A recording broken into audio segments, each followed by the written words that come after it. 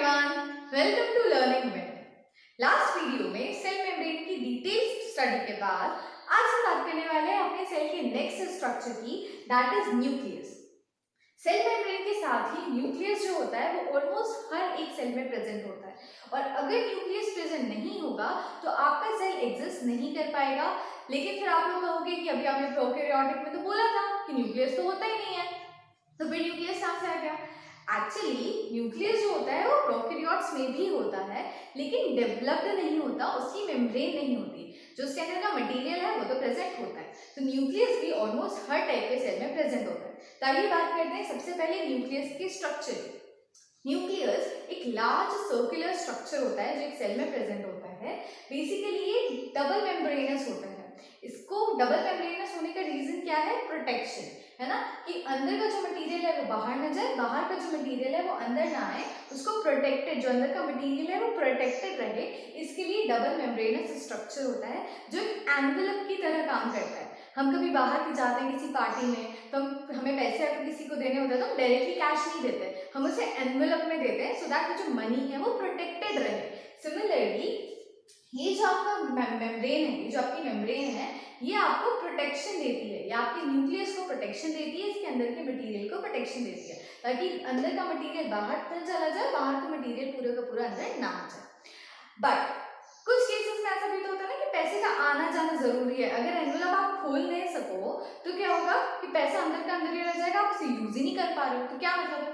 तो अंदर का मटेरियल कुछ कुछ ऐसा होता है जो सिंथेसाइज्ड हुआ है, जो बाहर सेल में जाना जरूरी है, या जो सेल में कुछ चीजें उनका अंदर जाना जरूरी है, तो थोड़ा बहुत पैसेज होने चाहिए।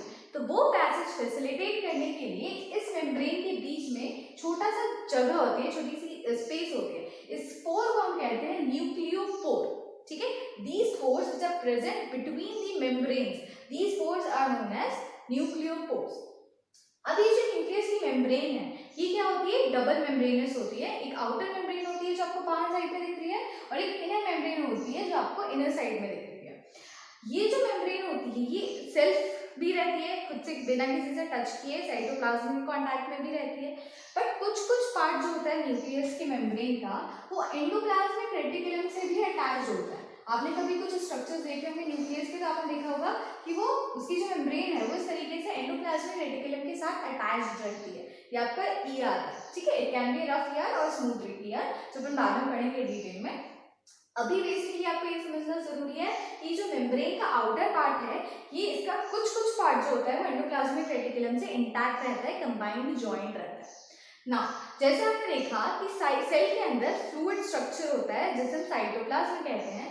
सिमिलरली न्यूक्लियस के अंदर भी फ्लूइड जेली लाइक सब्सटेंस होता है जिसको हम कहते हैं न्यूक्लियोप्लास्ट, जो हमारे सेल को फ्लूइडिटी प्रोवाइड करता है, या उसको जितने भी उसके अंदर के सब्सटेंसेस हैं उनको एक बेस प्रोवाइड करता है ठहरने के लिए, रहने के लिए, वो सब उस न्यूक्लियोप्लास्ट के अंदर एम्बेडेड रहता है। इसके अलावा तो मेन स्ट्रक्चर्स जो न्यूक्लियस के अंदर होते हैं जिनका मेन काम होता है वो होते हैं न्यूक्लियोलस एंड क्रोमैटिन मटेरियल। आपको जो डेंस यहाँ पे सब्सटेंस दिख रहा है दिस इज न्यूक्लियोलस, और ये जो आपको थ्रेड लाइक स्ट्रक्चर दिख रहा है दिस इज क्रोमैटिन मटेरियल। अब इन दोनों में डिफरेंस क्या होता है? न्यूक्लियोलस जो होता है वो होता है कॉम्बिनेशन आरएनए एंड प्रोटीन्स का, ठीक है, प्रोटीन और आरएनए का कॉम्बिनेशन होता है। जबकि आपका जो क्रोमैटिन मटेरियल है, थ्रेड लाइक स्ट्रक्चर है, ये होता है डीएनए और प्रोटीन का कॉम्बिनेशन। अब आप बोलोगे आरएनए और डीएनए क्या होता है? तो RNA is ribonucleic acid and DNA is deoxyribonucleic acid. ये दोनों केमिकल कंपाउंड्स हैं, इन दोनों का एक स्ट्रक्चर होता है, दोनों का स्ट्रक्चर ऑलमोस्ट सिमिलर होता है, बस डिफरेंस क्या है इसके नाम से देखो, deoxyribonucleic acid, this is ribonucleic acid. Deoxy मतलब आप ऑक्सीजन एटम हटा रहे हो, तो क्या होता है आरएनए के स्ट्रक्चर से अगर आप एक ऑक्सीजन एटम हटा देते हो तो आपका डीएनए मॉलिक्यूल बन जाता है, डीऑक्सीराइबोन्यूक्लिक एसिड बन जाता है। न्यूक्लियोलस में जो आरएनए और प्रोटीन है इनका फंक्शन होता है मैन्युफैक्चरिंग ऑफ राइबोसोम्स, ठीक है, ये दोनों मिलकर सेल के अंदर या न्यूक्लियस के अंदर राइबोसोम्स बनाते हैं, वही राइबोसोम हमारे सेल में जाके फर्दर प्रोटीन फॉर्मेशन करते हैं। इसके अलावा जो डीएनए और प्रोटीन है ये हेरिडिटरी ट्रांसफॉर्मेशन का काम करता है, जैसे कि अगर हमारा कोई पेरेंट है ना, पेरेंट से कोई भी इंफॉर्मेशन नीचे डॉटर सेल्स में जा रही है, जैसे हम कहते हैं कभी कभी कि अरे ये जो बेबी हुआ है इसकी नाम तो इसके दादाजी जैसी दिखती है, इसके बोलने का तरीका तो इसकी मम्मी जैसा है, इसके चलने का तरीका इसके पापा जैसा है। तो ये जो कैरेक्टर्स हैं जो आपके पेरेंट्स से सिमिलर होते हैं, ये कैरेक्टर्स आपके अंदर आए कहाँ से? तो एक डीएनए जो होता है वो आपका एक जेनेटिक मटेरियल होता है जो आपकी इंफॉर्मेशन जो है वो ट्रांसफर करता है, हेरिडिटरी इंफॉर्मेशन जो है पेरेंट से डॉटर सेल्स में ट्रांसफर करने का काम करता है। अब ये क्रोमैटिन मटेरियल हमेशा ऐसा नहीं रहता है, जो थिन थ्रेड लाइक स्ट्रक्चर आपको दिख रहा है ना, ये क्रोमैटिन मटेरियल हमेशा ऐसा नहीं होता। कभी कभी या हम कहें during the time of cell division, जब सेल अपने आप को डिवाइड करेगा और दो सेल्स में कन्वर्ट हो जाएगा, either by the process of mitosis और मियोसिस, ये थ्रेड लाइक स्ट्रक्चर अपने आप को कंडेंस कर लेता है और इस तरीके का एक स्ट्रक्चर बना देता है। इस स्ट्रक्चर को हम कहते हैं क्रोमोसोम्स। ठीक है, आपने वर्ड, ये जो टर्म है आपने सुना होगा। क्रोमोसोम्स में आपको ये जो स्ट्रक्चर दिख रहा है ना, थ्रेड लाइक स्ट्रक्चर जो कंडेंस्ड हो गया है, यहाँ पे आपको बहुत पतला सा स्ट्रक्चर दिख रहा था, बट यहाँ पे कंडेंस हो गया, थोड़ा थिक स्ट्रक्चर बनाया है, but still it is kind of a thread. In threads को बोलते हैं क्रोमैटिड, क्रोमैटिड्स। और ये जो आपको बीच में से सर्कुलर स्ट्रक्चर दिख रहा है, इसे हम कहते हैं सेंट्रोमेयर। सेंट्रोमेयर, इस सेंट्रोमेयर में जो आपका डीएनए होता है वो कंडेंस्ड फॉर्म में होता है, बहुत सारा डीएनए एक साथ एक्यूमुलेट हो जाता है और वो सेंट्रोमेयर में प्रेजेंट रहता है। इस सेंट्रोमेयर की प्रेजेंस पे आपके क्रोमोसोम का स्ट्रक्चर डिपेंड करता है। जरूरी नहीं है कि हमेशा आपका जो क्रोमोसोम है वो इसी तरीके का दिखे, हो सकता है कि आपकी एक आर्म जो है वो छोटी सी और एक आर्म बहुत बड़ी सी है, या फिर ये वाली आर्म बहुत बड़ी सी और ये वाली आर्म छोटी सी है ना। Depending upon the position of the centromere, the structure of a chromosome may vary, change हो सकता है। कभी कभी आपका जो सेंट्रोमेयर है ना वो आपकी क्रोमैटिड के एकदम एंड में होता है, जैसे आपकी क्रोमैटिड है, ये आर्म है, इसके एकदम टर्मिनल हिस्से में अगर आपका सेंट्रोमेयर प्रेजेंट है तो आप इसको बोलते हो टीलोमेयर। टीलो मतलब क्या हो गया कि आपकी टेल पे प्रेजेंट है, जो क्रोमोसोम है उसके एकदम टेल पे, एकदम एंड पे प्रेजेंट है, तो इसलिए आप इसे कहते हो कि this is telomere. Telomere type of chromosome है। आई होप आप लोगों को क्रोमोसोम का स्ट्रक्चर समझ आ गया। अब क्रोमोसोम जो होता है ना थ्रेड लाइक है, एक ऐसा थ्रेड है, आप इमेजिन करो एक ऐसी धागा है और उसके अंदर छोटी छोटी बीड्स लगी हुई हैं, तो उसी तरीके से एक धागा है इसके ऊपर बीड फॉर्म में जीन्स प्रेजेंट होता है ना। ये जीन्स जो होते हैं ये भी बेसिकली क्या है, डीएनए प्रोटीन्स ही है जो आपकी हेरिडिटरी इंफॉर्मेशन जो है वो ट्रांसफर करेंगे, तो इसमें बीड लाइक जीन्स प्रेजेंट होते हैं। ओके ना, at the time of division क्या होता है क्रोमोसोम का, अब अपन वो देखते हैं। जब सेल डिवाइड करने वाला होता है तो सबसे पहले एक क्रोमोसोम है इस तरीके का आपने देखा, ठीक है, इसके बाद क्या होता है ये अपने आप को डबल करता है ना, इसका नंबर डबल हो जाता है, तो ये इस तरीके के से स्ट्रक्चर बना लेता है। अब ये एक क्रोमोसोम था, एक क्रोमोसोम में एक क्रोमैटिड यहाँ था, एक क्रोमैटिड यहाँ था, अब क्या हो गया यहाँ पे डबल क्रोमैटिड्स हो। तो जो पास की क्रोमैटिड्स होती हैं जो साथ साथ रहती हैं इनको बोलते हैं सिस्टर क्रोमैटिड्स, क्योंकि बहनों की तरह है ना, एक साथ हैं, दोनों जुड़े हुए हैं, तो इनको बोला जाता है सिस्टर क्रोमैटिड्स ना। फिर क्या होगा, ये माइटोसिस की प्रोसेस का बता रही हूँ आपको कि क्रोमोसोम है सबसे पहले अपने आप का नंबर डबल करेगा, डबल करने के बाद में ये ब्रेक हो जाएगा और इससे दो क्रोमोसोम्स बना लेगा। हमने पढ़ा है ना क्या होता है, एक सेल होता है, पहले अपना साइज जो है वो बड़ा करता है, इसके बाद ये डिवाइड हो जाता है, डिवाइड होकर दो डॉटर सेल्स बना लेता है। तो एक सेल में एक क्रोमोसोम था, फिर उसने अपने आप को डबल किया और जब दो सेल्स बने तो एक क्रोमोसोम इस सेल में चला गया, एक क्रोमोसोम इस सेल में चला गया, तो आपके नंबर ऑफ क्रोमोसोम जो है हर सेल में वो यूनिक रहेंगे, सेम नंबर के क्रोमोसोम्स प्रेजेंट रहेंगे डॉटर सेल्स में भी ना।